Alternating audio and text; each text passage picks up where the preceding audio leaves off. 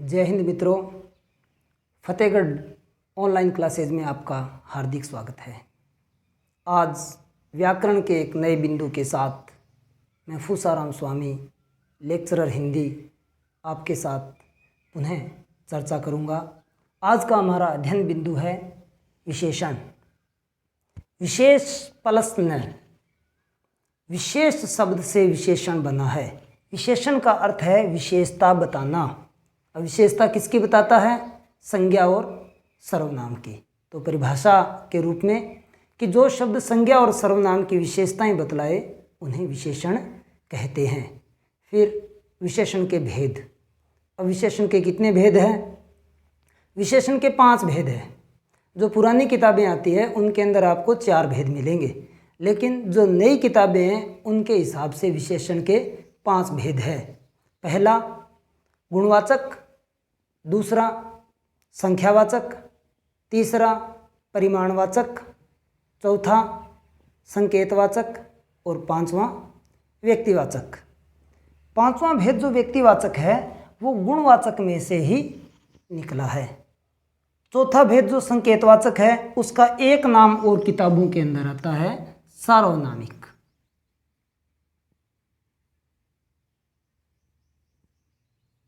इस बात का भी आप ध्यान रखेंगे कि संकेतवाचक का दूसरा नाम है सार्वनामिक विशेषण। आज हम चर्चा करेंगे गुणवाचक विशेषण के बारे में। गुणवाचक विशेषण है क्या, इसकी पहचान, इसके बारे में हम बातचीत करेंगे। तो गुणवाचक विशेषण, गुणवाचक विशेषण के अंदर सबसे पहले आपको ध्यान रखना है विशेषता किसी भी व्यक्ति की, वस्तु की, निर्जीव की, सजीव की। अब गुण चाहे वो बाहर से नजर आए, चाहे हमें आत्मा में नजर आए, गुण भी हो सकता है और दोष भी हो सकता है। यानी किसी भी व्यक्ति, सजीव या निर्जीव वस्तु की बाहरी और भीतरी बनावट, चाहे वो अच्छी हो चाहे वो बुरी हो, वो गुणवाचक में आएगी। यहाँ गुण का मतलब गुण नहीं है, गुण का मतलब है दोष। गुण के साथ में उसकी विशेषता सबसे बड़ी बात।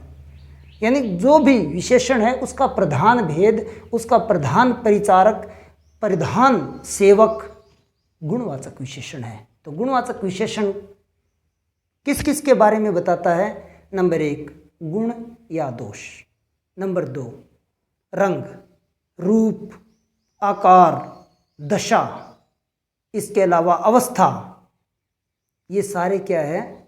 गुणवाचक विशेषण में आते हैं। एक बात और ध्यान दें, यहाँ जितने भी शब्द लिखे हुए हैं, कौन कौन से? गुण, दोष, रंग, दशा, अवस्था, रूप, आकार, विशेषता, ये सारे शब्द संज्ञा है। ये सारे शब्द संज्ञा है, लेकिन इनके अंदर जो आगे आएंगे, इनके आगे ये देखें, ये सारे क्या होंगे? विशेषण होंगे। सामान्यतया जो भी वाक्य है जिनके अंदर क्रिया आती है, बिना क्रिया के नहीं, जिन वाक्यों में क्रिया होती है उनमें 90% जो विशेषण है वो संज्ञा या सर्वनाम से पहले आते हैं। जैसे उदाहरण के तौर पर हम देख लें,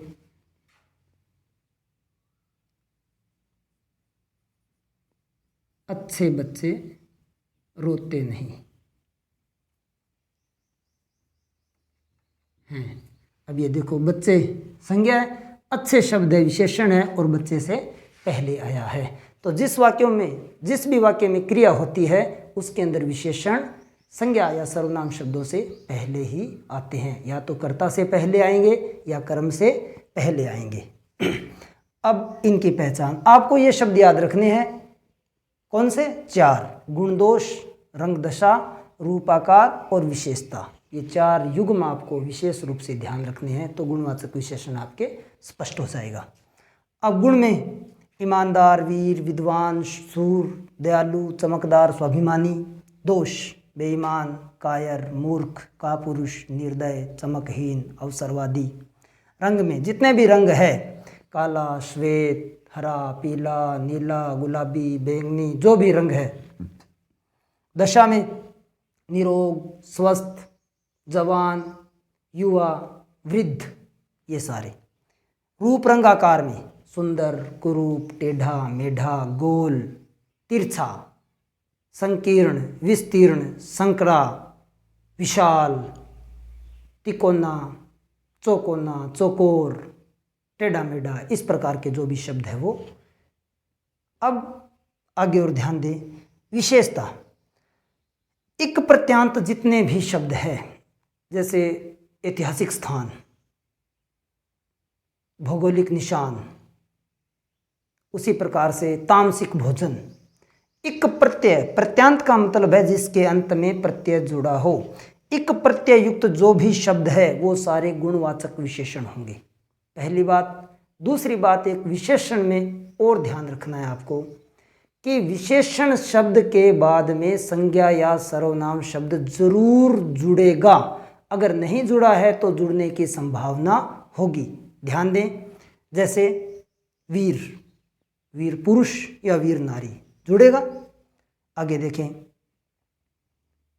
इनमें चमकहीन पदार्थ, चमकहीन चेहरा, चमकदार वस्तु, चमकदार पत्थर, आगे कुछ न कुछ विशेषण के आगे, विशेषण के बाद में, विशेषण के बाद में संज्ञा या सर्वनाम जुड़ने की संभावना रहती है।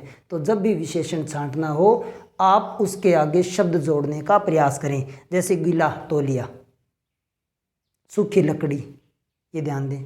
रोगी पुरुष, उसी प्रकार से नई गाड़ी, युवा लड़का, वृद्ध आदमी, कुरूप चेहरा, सुंदर स्त्री, चौकोर बक्सा, चौकोर बक्सा, गोल गेंद, ठिगना पुरुष, सामाजिक स्थिति, धार्मिक अवस्था, ऐतिहासिक घटनाएं, एक नियम, गणित में आप पढ़ते हो। अब इसमें एक शब्द है इक, तो इक प्रत्यय युक्त के बारे में हम थोड़ी सी बात कर लें। इक प्रत्यय युक्त 99% शब्द विशेषण होता है, एक आधे अपवादों को छोड़कर। अगर इक प्रत्यय आ जाए किसी वाक्य में तो निश्चित रूप से आप उसको विशेषण कर दे, और विशेषण में भी गुणवाचक विशेषण। पहली बात, इक प्रत्यय युक्त शब्द सदैव गुणवाचक विशेषण होगा। दूसरी बात, इक प्रत्यय युक्त शब्द का प्रथम वर्ण, प्रथम वर्ण में कौन सी मात्रा होगी? या तो आ या आई या फिर औ की मात्रा होगी। अब ये बदलाव कैसे होता है कि कोई भी शब्द है उसके अंदर अगर इक प्रत्यय जुड़ गया, प्रथम वर्ण, ध्यान दें, प्रथम वर्ण में ही बदलाव होगा। अगर प्रथम वर्ण आ है तो आ हो जाएगा, प्रथम वर्ण ई या ए है तो ऐ हो जाएगा, प्रथम वर्ण उ या ओ है तो औ हो जाएगा। कैसे? आप इन शब्दों को तोड़ें। सामाजिक, समाज प्लस इक, स का क्या हो गया? सा। धार्मिक, धर्म प्लस इक, ध, ए का आ। आर्थिक, मूल शब्द देखें अर्थ, अर्थ प्लस इक, आ। मनस, मनस प्लस इक, मानसिक, आ। सत्व, स का सा। रजस, रे का रा। तमस, तय का ता। ध्यान दें, 3 गुण माने गए हैं, त्रिगुण युक्त संस्कृति मानी गई है। सात्विक, राजसिक, तामसिक। सात्विक वह व्यक्ति है उच्च जो सदैव सभी का भला सोचता है, सज्जन, देव पुरुष, महापुरुष। राजसिक वह पुरुष है जो अच्छे के साथ अच्छा और बुरे के साथ बुरा है। और तामसिक दुष्ट पुरुष, तमस बुद्धि युक्त, चाहे कोई उसका भला सोचे चाहे बुरा सोचे, वो सदैव दूसरों का बुरा ही सोचेगा, ये ध्यान दें। अब आगे ई का क्या हो जाता है? आई, इह, इक, एहिक, इह लोक से संबंधित। इच्छा, ऐच्छिक। नीति, ई की मात्रा है बड़ी, ई की आई में चेंज हो गई। फिर ए, आई, ए, आई, ए, आई। उ या ओ की मात्रा औ में बदल जाती है। कैसे? भूगोलिक, भौगोलिक। उपनिवेशिक, औपनिवेशिक। पुराणिक, पौराणिक। लोक एक मात्रा है, लौकिक 2 मात्राएं। मुख ऊ की मात्रा औ की मात्रा। मुक्ति ऊ की मात्रा मौक्तिक औ की मात्रा। अब ये शब्द है, इन शब्दों का आप विभाजन करेंगे और अभ्यास करेंगे। अंत में थोड़ा सा देख लें, वैयाकरणिक होता है व्याकरण से संबंधित विशेषण शब्द है, व्याकरण प्लस इक। जबकि वैयाकरण सीधा शब्द आ जाए ये संज्ञा है और इसका अर्थ होता है व्याकरण का ज्ञाता। जैसे भोलानाथ तिवारी, हरदेव बहारी, पाणिनि, ये व्याकरण के ज्ञाता है। अब आ गया सैनिक। सैनिक शब्द में मूल शब्द है सेना प्लस इक। सैनिक में है सेना प्लस इक, ये हो गया सैनिक।